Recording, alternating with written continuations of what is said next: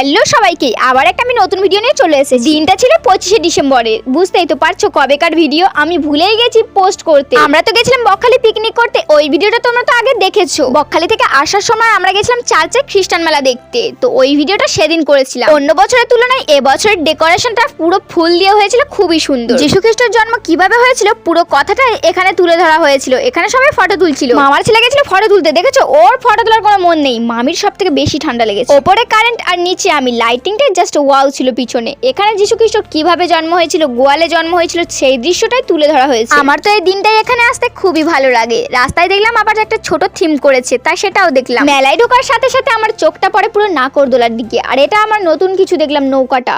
মেলার ভিতরে একটা থিম ছিল, সেটাও আমরা দেখলাম। সবার কাছে সব ভগবান সমান। চলো একটু দোকান ঘুরি। মামি গেছিল একটা কানের দোকানে, কানেরটা দেখছিলাম ভারী নাকি হালকা, দেখলাম খুবই হালকা, কিন্তু কেনে নি। মেলায় যা জিনিস আছে আমি সব কিনতাম যদি আমার একটা বয়ফ্রেন্ড থাকতো। এই খেলাটা আমি যতবার খেলি ততবার হেরে যাই।